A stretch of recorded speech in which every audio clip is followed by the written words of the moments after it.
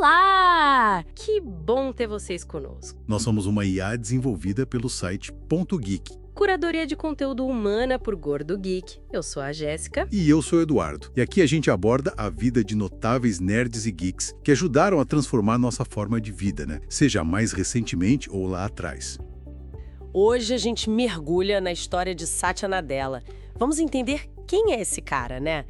Como que alguém que entrou na Microsoft lá em 92 numa função de engenharia virou o terceiro CEO da história da empresa em 2014. Exato. E num momento super crítico, né? A Microsoft era vista por muitos como meio estagnada, perdendo o bonde da inovação, principalmente em mobile. Totalmente. Tinha a questão do Windows Phone afundando, a sombra da Apple e do Google crescendo. E aí chega na dela.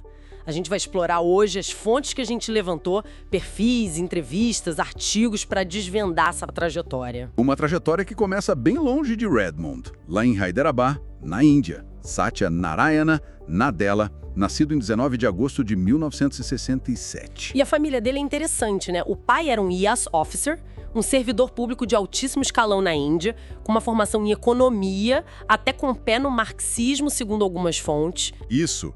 E a mãe, professora de sânscrito e teatro. Quer dizer, influências bem diversas ali na formação dele. Nada daquele estereótipo do nerd que só vive para computador desde pequeno. Pelo contrário, a grande paixão dele na juventude era o cricket. Ele fala muito sobre isso, sobre como o esporte ensinou sobre trabalho em equipe, liderança. Sim, ele até guarda um taco autografado pelo Sachin Tendulkar, um ídolo do cricket, como um tesouro pessoal. Mostra como isso marcou ele. E a formação acadêmica? Ele não foi direto para a computação, né? Não. Primeiro fez engenharia elétrica no Manipal Institute of Technology, na Índia. E olha que curioso, ele tentou o IIT, o Instituto Indiano de Tecnologia, que é tipo o suprassumo da engenharia lá, super concorrido. E não passou. Isso é interessante, mostra que ele não era o prodígio infalível, teve que lidar com uma frustração logo cedo. Exatamente. Uma lição de resiliência já ali no começo. O pai até teria incentivado ele a ir para Manipal depois disso, e só depois, quando ele decidiu ir para os Estados Unidos, é que ele fez o mestrado em ciência da computação. Na University of Wisconsin-Milwaukee. E não parou por aí. Anos depois, já trabalhando na Microsoft, ele resolveu fazer um MBA. Pois é, na prestigiadíssima Booth School of Business da Universidade de Chicago. E ele fazia isso voando toda semana de Seattle para Chicago e voltando. Imagina a dedicação. Nossa, que loucura! Conciliar um trabalho exigente na Microsoft com um MBA desse calibre realmente mostra um foco, uma determinação absurda. Sem dúvida. E antes da Microsoft, ele teve uma passagem curta pela Sun Microsystems, que na época era uma gigante também, né? Mas em 92 ele aterriza na Microsoft. E começa trabalhando numa área bem técnica, no Windows NT, um sistema operacional crucial para a empresa na época. Isso. E a partir daí ele foi subindo. Passou por várias posições de liderança, sempre crescendo. Foi vice-presidente do Microsoft B-Central em 99, depois VP corporativo do Microsoft Business Solutions em 2001. São muitos degraus, né? Mostra uma construção de carreira sólida lá dentro. Com certeza. Em 2007, ele vira vice-presidente sênior de pesquisa e desenvolvimento da divisão Online Services. E aí, em 2011, vem um cargo que acho que foi chave para ele chegar ao CEO. Qual foi? Presidente da divisão de servidores e ferramentas. Foi nessa posição que ele pegou o Azure, a plataforma de nuvem da Microsoft, que ainda era meio incipiente e realmente, ele apostou as fichas ali. Ah, entendi. Ele já estava construindo o futuro da empresa mesmo antes de ser o CEO. Ele viu o potencial da nuvem. Exatamente. Ele preparou o terreno. E aí, quando o Steve Ballmer decide sair, em meio à crise do Windows Phone e essa sensação de estagnação que a gente falou... Surge o nome dele. Mas não era o único candidato, imagino. Não. Tinha outros nomes fortes na disputa. Mas dizem que na entrevista final com o conselho, a resposta dele foi muito marcante. Perguntaram se ele queria ser CEO e ele teria dito algo como "só se vocês me quiserem". Uma resposta humilde, né? Que contrastava com estilos mais assertivos. Que interessante, e parece que isso agradou o conselho, que buscava justamente uma mudança de rumo, talvez até de estilo de liderança. E em fevereiro de 2014, ele é anunciado... o terceiro CEO na história da Microsoft, depois do Bill Gates e do Steve Ballmer. Uma responsabilidade imensa. E ele chega com visão clara, né? Aquela frase que marcou o início da gestão dele. Cloud first, mobile first. Sim, primeiro nuvem, primeiro móvel. Só que o mobile first depois precisou ser, digamos, adaptado, né? Porque a Microsoft acabou saindo do mercado de smartphones. É verdade. Ele teve que tomar a decisão difícil de descontinuar o Windows Phone, inclusive lidando com a herança da aquisição da Nokia, que foi feita pelo Ballmer. Uma batata quente. Uma batata quentíssima. Envolveu demissões em massa, uma reestruturação dolorosa. Foi um dos primeiros grandes desafios dele e mostrou que ele não tinha medo de tomar decisões impopulares, mesmo que significasse admitir uma derrota estratégica. E o Cloud First. Esse lado da estratégia deu muito certo. Deu mais do que certo. Foi a grande virada da Microsoft. Ele colocou o Azure no centro de tudo. Investiu pesado, mudou a mentalidade da empresa para focar na nuvem e o resultado está aí. O Azure hoje compete de igual para igual com a AWS da Amazon. E essa estratégia evoluiu, né? Depois ele começou a falar em Intelligent Cloud e Intelligent Edge. O que isso significa na prática? Significa que não é só a nuvem centralizada, mas também levar a inteligência, a capacidade de processamento para mais perto de onde os dados são gerados, nos dispositivos, nas bordas da rede. É uma visão mais distribuída, que conecta a nuvem com a internet das coisas, com a inteligência artificial.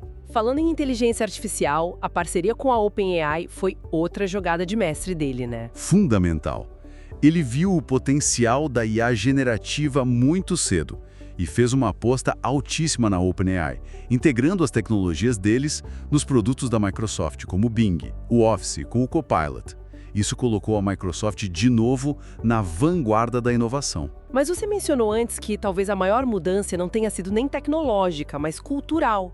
Explica melhor isso.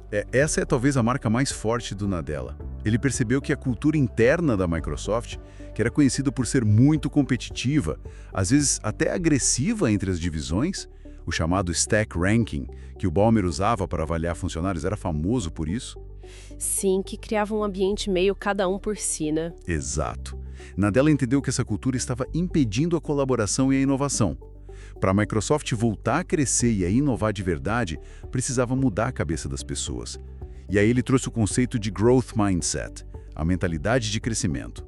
Que vem da psicóloga Carol Dweck, certo? A ideia de que as habilidades podem ser desenvolvidas, que o aprendizado é contínuo, que o erro faz parte. Precisamente. Ele começou a martelar essa ideia. A Microsoft precisava ser uma empresa que aprende, não uma empresa que sabe tudo. Uma cultura de curiosidade, de ouvir o cliente, de aprender com os erros e, principalmente, de empatia. Empatia. Essa palavra aparece muito ligada a ele. E as fontes conectam isso diretamente com a experiência pessoal dele, não é? Sim, de forma muito profunda. O filho mais velho dele, Zayn, nasceu em 1996 com paralisia cerebral severa. O próprio Nadella conta no livro dele, Aperte um Be Fresh, como essa experiência o transformou. Como ter que entender as necessidades do filho, lidar com as limitações e os desafios diários, desenvolveu nele um senso de empatia que ele talvez não tivesse antes. E ele levou isso para dentro da Microsoft. Como isso se traduz numa empresa de tecnologia gigante? Ele diz que sim. Tentou infundir essa cultura, por exemplo, focando mais em acessibilidade nos produtos, pensando em como a tecnologia pode servir a pessoas com diferentes necessidades, mas também na forma de liderar, valorizando a escuta, o entendimento das perspectivas dos outros. O lema dele passou a ser ouvir mais, falar menos e ser decisivo quando chegar a hora. E parece que funcionou internamente. As taxas de aprovação dele entre os funcionários são altíssimas, né?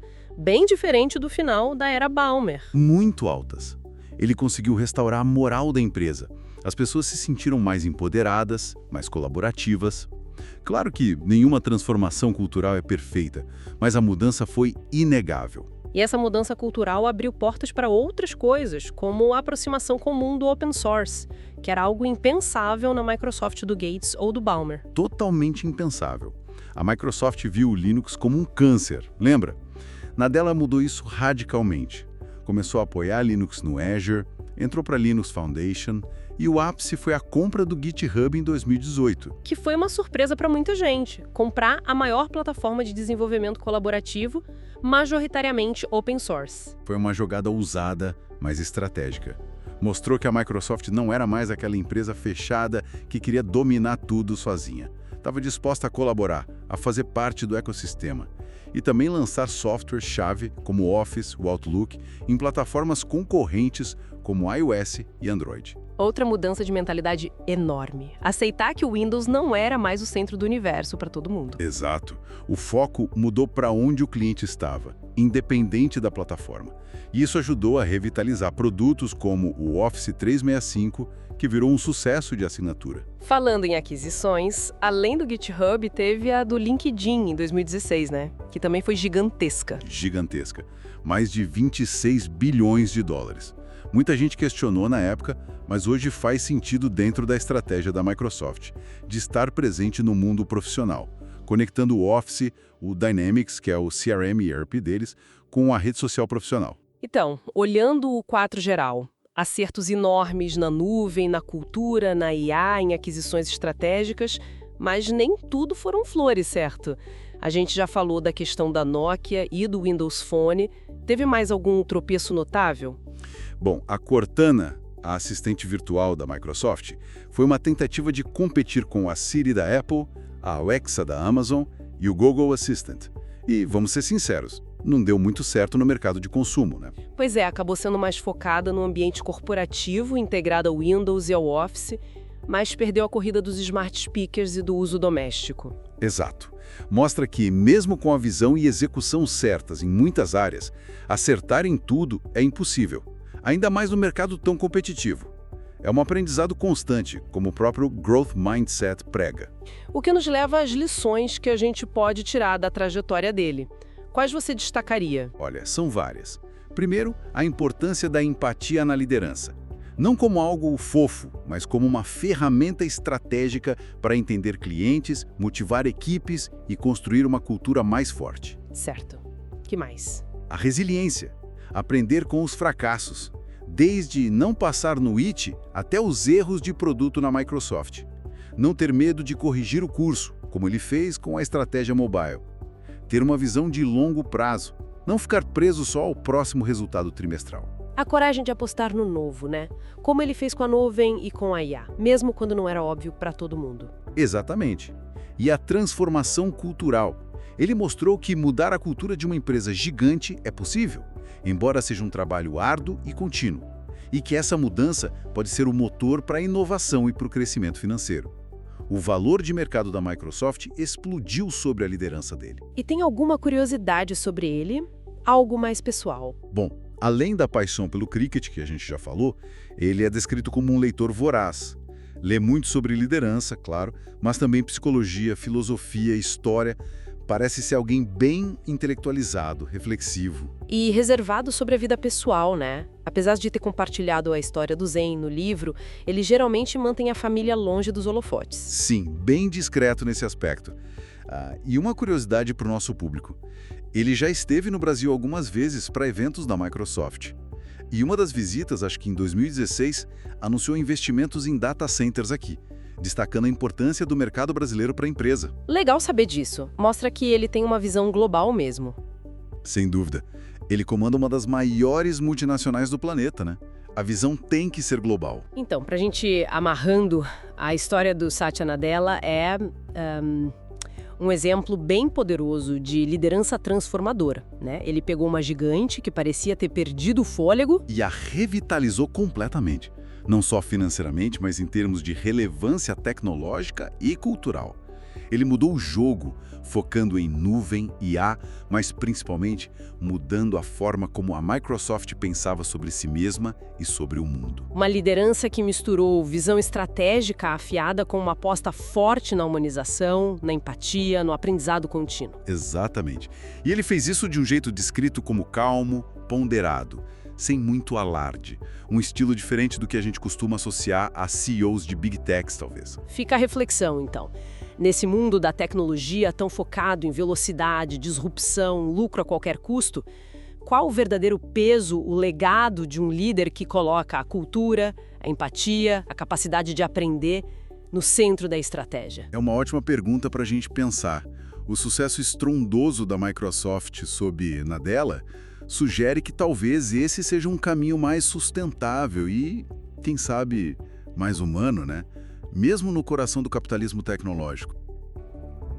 Esperamos que essa nossa discussão detalhada tenha sido útil e, claro, interessante para quem nos ouve. E se você gostou, não esquece, deixa seu comentário, curte, compartilha com os amigos, isso ajuda muito a gente a continuar trazendo essas informações e análises. É isso aí. Muito obrigado pela companhia e até a próxima. Tchau!